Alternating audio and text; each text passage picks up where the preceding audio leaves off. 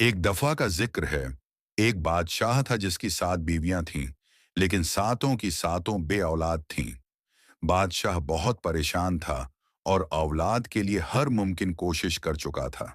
उसने बहुत सी दवाएं इस्तेमाल की, मगर कोई फायदा ना हुआ। फिर किसी ने उसको एक पीर बाबा के बारे में बताया कि उनके पास हर मसले का हल है।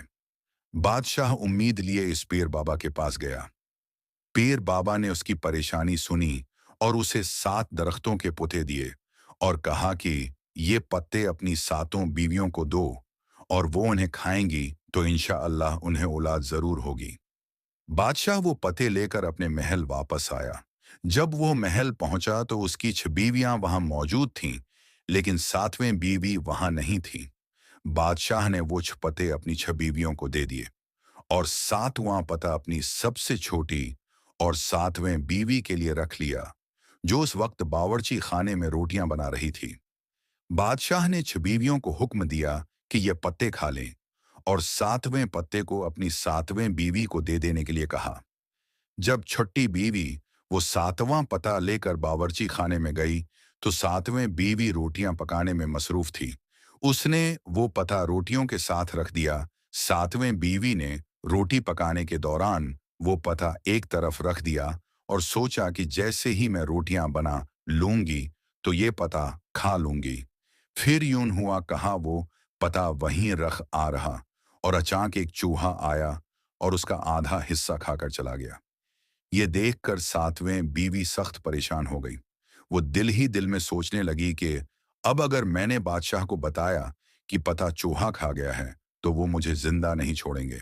उस खौफ से उसने बगैर किसी हचकचाहट के बचा हुआ आधा पता फौरन खा लिया।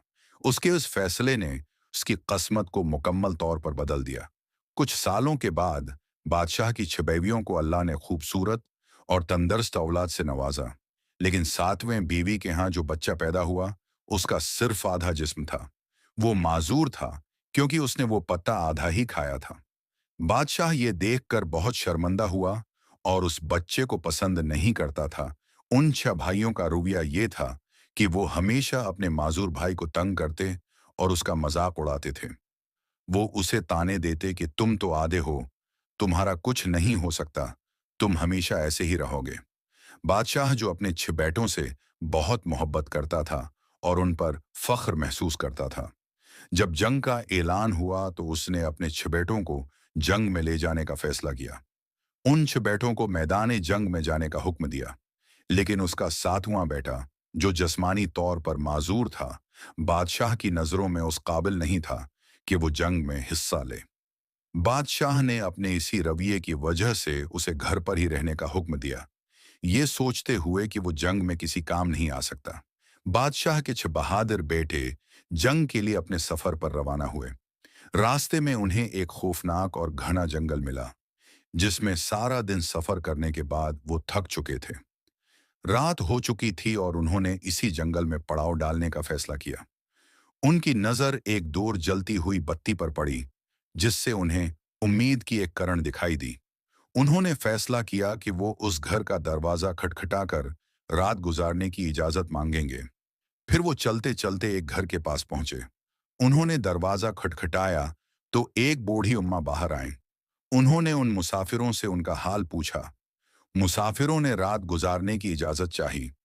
बूढ़ी उम्मा ने शफकत से कहा, हाँ बेटा, तुम जब तक चाहो यहाँ रह सकते हो। मैं यहाँ बिल्कुल अकेली रहती हूँ। मेरी कोई औलाद नहीं है जो मेरे साथ रहती हो। लेकिन यहाँ जो सबसे छोटा 7वां भाई था, वो बेचैन था। उसकी एक टांग नहीं थी और उसने अपने जिस्म का आधा हिस्सा मसनूई लगा रखा था। वो बस्तर पर लेटा सोचने लगा कि उसके भाई सफर पर हैं और वो यहाँ माजूरी की वजह से पड़ा हुआ है। उसने अपने आप से कहा, अगर मेरे भाइयों को मेरी जरूरत पड़ी तो मैं उस वक्त उनकी मदद नहीं कर पाऊंगा। ये ख्याल आते ही उसने फैसला किया कि वो भी उनके पीछे जाएगा। उसने चुपके से अपना घोड़ा लिया और रात के अंधेरे में अपने भाइयों की तलाश में निकल पड़ा। वो छुपकर उनका पीछा करने लगा ताकि किसी को उसकी मौजूदगी का इल्म न हो। जैसे ही रात गहरी हुई, वो भाई भी उनके पीछे पीछे इसी जगह पहुंच गया। वहां इसने देखा कि उसके भाई गहरी नींद सो रहे हैं और बूढ़ी औरत उन्हें देख रही है। जैसे ही सातवां भाई वहां पहुंचा, उसने कहा, मैं भी उनका भाई हूं, मैं भी यहीं रखूंगा। बढ़िया, जो कि दरअसल एक चुड़ैल थी, उसने कहा, अच्छा, तो तुम भी उनके भाई हो, तो तुम भी यहीं रख जाओ। चुड़ैल का असल इरादा ये था कि जब सब भाई सो जाएं, तो वो उन्हें खाकर अपनी भूख मिटाएगी। वो इस इंतजार में थी कि ये कब सोएं और मैं उन्हें खा सकूं। इस चुड़ैल के बारे में सारा गांव जानता था कि वो एक इंसानों को खाने वाली चुड़ैल है जो इस जंगल में रहती है। छकेच भाई तो गहरी नींद सो चुके थे, लेकिन सातवें भाई की आंखों से नींद कोसों दूर थी। उसे बढ़िया की बातों और उसके रवैये में कुछ गड़बड़ महसूस हो रही थी। उसने सोने का बहाना किया और आंखें बंद करके उसे देखने लगा। उसने देखा कि बढ़िया अपने दांतों को तेज कर रही थी और कुछ बड़बड़ा रही थी कि आज वो उन भाइयों का गोश्त अपने उन तेज दांतों से खाएगी। सातवां भाई, जिसे लोग आधा आदमी कहते थे, वो इस वक्त बिल्कुल जाग रहा था और बढ़िया की तमाम हरकत पर गहरी नजर रखे हुए था। वो चुड़ैल को ये बताने के लिए कि वो सव्या नहीं है, पंजाबी जबान में ऊंची आवाज में बड़बड़ाने लगा, बड्ढी के खटखांदियों के मटकांदियां, आधा प्या जागदा जागदा। बड्ढी के खटखांदियों के मटकांदियां, आधा पिया जागदा जागदा। उसका मकसद ये था कि वो चुड़ैल को खबरदार कर दे कि वो जाग रहा है और वो कोई भी गलत हरकत करने से बाज रहे। जब चुड़ैल को ये अंदाजा हुआ कि वो उस भाई की वजह से दूसरे भाइयों को नहीं खा सकती, तो उसने सोचा कि क्यों ना मैं उसे बातों में लगाकर सुला दूं। वो उससे मुख्तलिफ बातें करने लगी। बातें करते करते चुड़ैल ने उसके बालों की तरफ देखा, जो आधे लाल और आधे पीले थे। चूंकि वो इसी तरह पैदा हुआ था, इसलिए उसके बाल ऐसे थे। चुड़ैल ने हैरत से पूछा, तुम्हारे बाल आधे लाल और आधे पीले क्यों हैं? फिर क्या था, अनछ भाइयों में जो सातवां यानी आधा आदमी था, इसका दिमाग अचानक तेजी से चलने लगा। बेशक वो जिस्मानी तौर पर माजूर था, मगर उसकी ज़हानत बेमिसाल थी।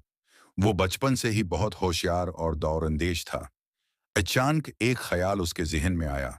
उसने चुड़ैल की तरफ देखा और कहा, मेरी माँ ने मेरे बालों को लंगरी में डालकर कोटा था, इसलिए उनका रंग लाल और पीला हो गया। क्या तुम भी चाहती हो कि मैं तुम्हारे बालों को इसी तरह खूबसूरत बना दूं? चुड़ैल ने एक लम्हे के लिए सोचा और उसके दिल में एक लालच पैदा हुआ। उसने सोचा, ये अच्छा मौका है, पहले मैं उससे ये तरकीब लेकर खूबसूरत बन जाती हूँ ताकि मेरी सूरत निखर जाए। उनको खाने का काम तो बाद में भी हो सकता है। रात होते ही मैं उन्हें खाकर अपने पेट की भूख मिटा लूंगी। इस पर आधे आदमी ने कहा, ठीक है, फिर आओ मैं तुम्हारे बालों को लंगरी में कोट कर खूबसूरत बना देता हूँ। चुड़ैल उसकी बातों में आकर लंगरी के पास आ बैठी और इसमें अपना सर डाल दिया। जैसे ही उसने अपना सर लंगरी के अंदर किया, इस आधे आदमी ने तेजी से लंगरी में उसका सर पटक पटक कर और कोट कोट कर उसे वहीं मार डाला। यूं उसने अपने तमाम भाइयों की जान बचा ली।